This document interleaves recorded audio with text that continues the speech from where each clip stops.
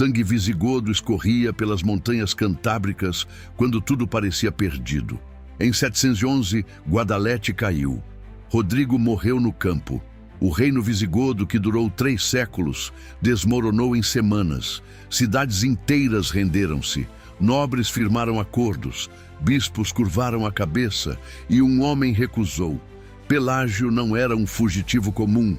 Filho de Fávila, nobre de linhagem real visigoda, ele serviu reis, conheceu cortes, atravessou traições de perto. Quando Munuza, governador omíada instalado em Gijón, exigiu tributos e forçou um casamento entre sua irmã e o próprio governador, Pelágio compreendeu que colaborar era suicidar a fé. Fugiu para as montanhas asturianas, não por covardia, mas por cálculo. A tese que historiadores subestimam é esta: Pelágio não fundou uma resistência tribal, fundou um reino teológico. Herdeiro declarado do Império Visigodo Católico, apresentou-se como restaurador, não rebelde. A crônica de Afonso III, versão rotense, registra com precisão: Pelágius ex nobilibus Gotorum ortus in montibus refugit. Nascido entre os nobres dos godos, refugiou-se nas montanhas. A fuga era estratégica, as montanhas eram o trono. Em 718, asturianos, cantabros e visigodos exilados aclamaram Pelágio em Cangas de Onís, capital improvisada. Reino real. Os omíadas, ocupados consolidando o sul e cruzando os Pirineus, deixaram o norte como problema menor. Esse descuido abriu o século que mudou a Europa. Covadonga chegou em 722. O general Alcama avançou com milhares. Pelágio recuou para o vale do Monte Alzeva com cerca de 300 homens. Vale estreito, desfiladeiros impossíveis, grutas encasteladas nos penhascos. A cavalaria muçulmana perdeu toda a vantagem. 200 homens posicionaram-se ao longo das encostas. 100 permaneceram dentro das cavernas. Setas e pedras despencavam dos picos. Alcama morreu no campo. O povo local massacrou os fugitivos. Munuza tentou responder. Encontrou Pelágio em Proasa e não voltou. Pelágio atribuiu tudo à Virgem. Ergueu um santuário na cova dominica, a gruta que abrigou seus homens. Cruz na mão, vitória nos pés. A cruz da vitória que carregou em batalha era então simples madeira. Séculos depois, Afonso III a cobriu de joias e pedras preciosas, mandando inscrever em latim: com este sinal, o piedoso é protegido. Com este sinal, o inimigo é vencido. Mas uma pergunta persiste sem resposta simples. Se Covadonga foi tão decisiva, por que as crônicas árabes a mencionam apenas como escaramuça de um rebelde chamado Belai? E outra, mais incômoda: quem eram os asturianos anônimos que juraram lealdade a Pelágio antes da batalha, arriscando tudo por um nobre que mal conheciam? A terceira permanece aberta. O que aconteceu dentro das grutas de Covadonga na noite anterior ao combate? A vitória foi real. O reino sobreviveu. Mas a história que as crônicas não contam pode ser maior do que a que contam. Covadonga não foi o fim. Foi o começo de um problema maior. Vencer uma batalha não é fundar um reino. Pelágio sabia disso. Os omíadas também. E foi exatamente o que veio a seguir que revelou o verdadeiro calibre do guerreiro asturiano. Após matar Munuza em Proasa, Pelágio não celebrou. Agiu. Reforçou Cangas de Onís com estruturas defensivas. Selou alianças tribais com cântabros e galegos e incorporou nobres visigodos que continuavam chegando do sul, fugindo da administração omíada. O reino ganhou ossos. Não era mais acampamento, era estado. A primeira reviravolta que os roteiros convencionais ignoram é dinástica. Pelágio casou-se com Gaudiosa, filha de um duque asturiano. A união não foi romance, foi engenharia política precisa. A aliança tribal visigoda legitimou o trono diante de 2 públicos distintos: os nobres godos que exigiam linhagem e os asturianos locais que exigiam sangue da terra. Fávila nasceu dessa equação. A dinastia cristã ganhou futuro. Mas por que as crônicas asturianas quase não mencionam Gaudiosa? A mulher que garantiu a continuidade do reino aparece nas fontes como sombra. Quem protegia esse silêncio e por quê? O contexto histórico aprofunda a estratégia. O Emirado de Córdova fervia em disputas internas.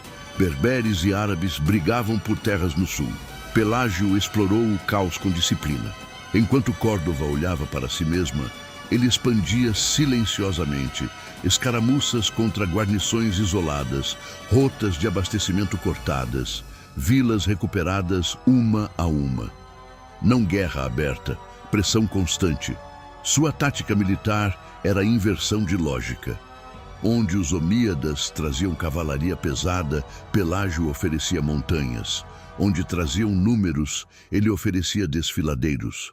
Onde traziam velocidade, ele oferecia emboscadas nas grutas. A familiaridade com o terreno cantábrico era arma tão letal quanto qualquer lâmina. A fé estruturava tudo. Missas em campo antes de cada movimento. Sacerdotes acompanhavam as tropas.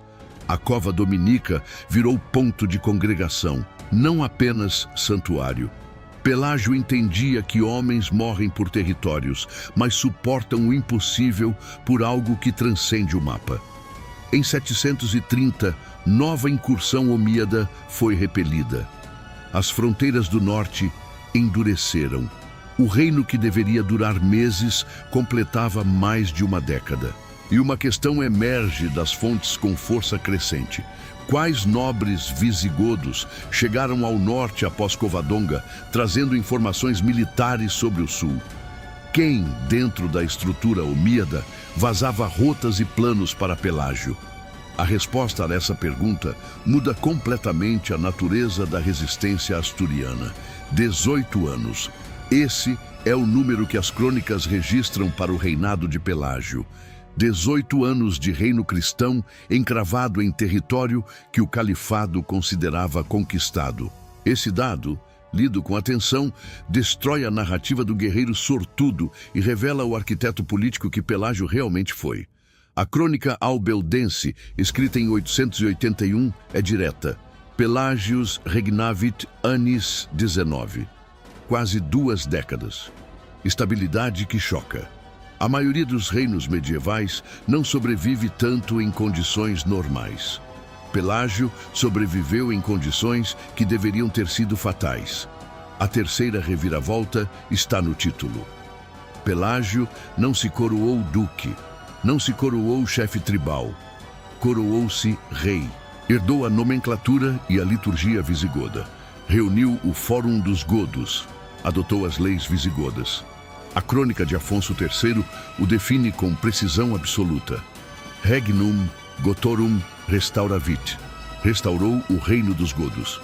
Não fundou algo novo, continuou algo eterno. A distinção é teológica e política ao mesmo tempo. Isso explica por que a reconquista nunca foi percebida pelos asturianos como conquista. Era retomada. Terra que sempre foi deles, temporariamente ocupada. Esse enquadramento sustentou 7 séculos de luta. Em 732, Carlos Martel parou os omíadas em Poitiers. O norte da Europa respirou. Mas enquanto historiadores celebravam o Franco, era Pelágio quem há uma década segurava a retaguarda ibérica com unhas e pedras cantábricas. As duas batalhas formam um sistema. Sem Covadonga, Poitiers perde o flanco sul. Sem Pelágio, a história do Ocidente cristão toma outro rumo. Concílios em Oviedo. Bispos visigodos consagraram o reino com liturgia. A Cruz da Vitória ganhou função pública. Peregrinos chegavam. Mosteiros nasciam nos vales. A fé não era decoração, era infraestrutura. Aqui surge a pergunta que os documentos não respondem. Os berberes que se rebelaram em 740 contra a administração árabe no sul, alguns juraram lealdade ao norte cristão. Há registros fragmentários de contatos entre asturianos e berberes descontentes. O que exatamente foi prometido e trocado nessas negociações secretas? Pelágio morreu em 737. sepultado em Santa Eulália de Abamia, perto de Covadonga. Seu filho Fávila o sucedeu. 2 anos depois, um urso o matou. Morte absurda para filho de herói. Afonso I, genro de Pelágio por via de Hermesinda, assumiu o trono e expandiu o reino de forma que o próprio Pelágio não havia conseguido. A semente havia sido plantada. Mas quem escolheu Afonso I como sucessor? E por que a morte de Fávila cheira, em certas leituras, a algo que não foi apenas um acidente de caça? Toda grande narrativa histórica tem uma versão oficial e uma versão que os documentos deixam escapar pelas bordas. Com Pelágio, as bordas são reveladoras. As fontes primárias asturianas são 2. A Crônica Albeldense, redigida por volta de 881, e a Crônica de Afonso III, que circulou em 2 versões, rotense e sebastianense, revisadas no início do século X. Ambas foram escritas mais de século e meio após os eventos que descrevem. Ambas foram produzidas no próprio reino que Pelágio fundou, por escribas que tinham um interesse direto em glorificar o fundador. Isso não as invalida, mas exige leitura crítica. A Crônica Mozárabe de 754, escrita por um cristão sob domínio muçulmano contemporâneo aos eventos, é mais fria. Menciona a resistência no norte sem nomear Covadonga como milagre. O silêncio é dado, não ausência de fato, mas escolha de enquadramento. As crônicas árabes vão mais longe na frieza. Ibn al-Athir e outros cronistas mencionam Belai como rebelde menor em região montanhosa de difícil acesso. Covadonga não aparece como derrota humilhante. Aparece como território que não valia o custo da ocupação. Essa versão árabe, lida junto com a asturiana, revela algo perturbador. Talvez os omíadas nunca tenham considerado Astúrias uma ameaça real.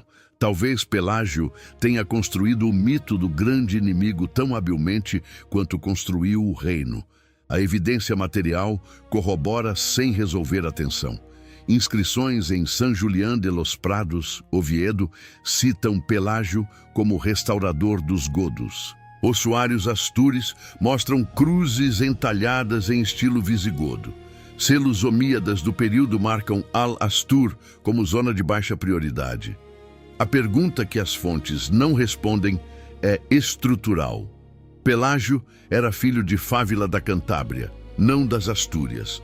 Era, portanto, um forasteiro que chegou às montanhas asturianas fugindo. Como um forasteiro se torna rei aclamado de um povo que não é o seu em menos de 7 anos? Quais intermediários locais viabilizaram essa aclamação e o que receberam em troca? Afonso I, após a morte de Fávila, casou-se com Hermesinda, filha de Pelágio, e usou essa linhagem para legitimar sua coroa. A continuidade dinástica foi garantida por mulheres que as crônicas mal nomeiam: Gaudiosa, Hermesinda, Froiluba, 3 mulheres que sustentaram o reino enquanto os homens caçavam, lutavam e morriam. Nenhuma delas tem crônica própria. Há uma última lacuna que nenhuma fonte preenche. Pelágio morreu em 737. O reino que fundou sobreviveu até 924, quando se transformou no Reino de Leão. Quase 2 séculos de existência gerados por um homem que governou 19 anos. O que ele construiu que durou tanto? A resposta não está nos campos de batalha. Está nas igrejas que mandou erguer, nos sacerdotes que protegeu, nas alianças que teceu em silêncio. Tudo converge em Covadonga, não apenas a batalha. O símbolo, a gruta transformada em santuário, a cruz de madeira transformada em relíquia, o nobre fugitivo transformado em fundador de nação. Pelágio morreu em 737, mas o que construiu não morreu com ele, multiplicou-se. O legado imediato é linear. Pelágio fundou, Fávila sucedeu e morreu. Afonso I expandiu com vigor que o próprio Pelágio não havia alcançado, empurrando as fronteiras cristãs para Galiza, Leão e Braga.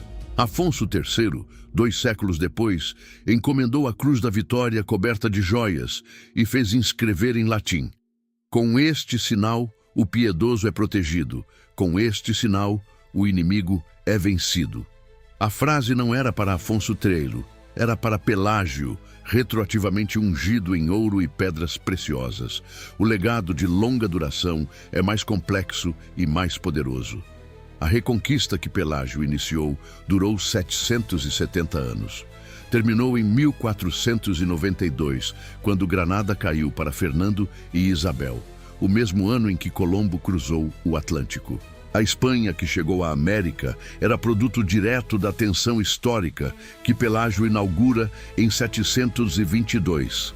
Sem Covadonga, não há reconquista completa. Sem reconquista completa, a Espanha que chega às Américas é outra. O Brasil que conhecemos é, em linhagem histórica, filho distante de um guerreiro asturiano que recusou pagar tributo a um governador mouro em Gijón. A Cruz da Vitória permanece na Câmara Santa da Catedral de Oviedo. A Santa Cueva de Covadonga recebe peregrinos há 13 séculos. O túmulo de Pelágio está em Santa Eulália de Abamia. O Museu Arqueológico de Oviedo guarda os fragmentos físicos do reino que ele criou. Mas o legado mais duradouro é teológico. Pelágio estabeleceu o modelo da resistência como vocação espiritual. A ideia de que um povo pode ser chamado a lutar não apenas por terra, mas por fé, que a derrota momentânea não cancela a missão, que grutas e montanhas podem ser catedrais quando o sagrado não tem onde sentar. 3 séculos depois de Covadonga, os cruzados partiram para Jerusalém, carregando essa lógica. 6 séculos depois, Joana d'Arc a replicou na França. O modelo asturiano de resistência sagrada percorreu a Europa medieval como corrente subterrânea. A última pergunta permanece sem resposta definitiva. As crônicas árabes o chamaram de rebelde menor. As crônicas asturianas o chamaram de rei ungido. Nenhuma das duas versões é completamente falsa. Nenhuma é completamente verdadeira. O que Pelágio realmente foi está no espaço entre essas duas narrativas, num vale estreito de montanhas cantábricas, com 300 homens, numa manhã de 722, quando decidiu que algumas coisas não se entregam.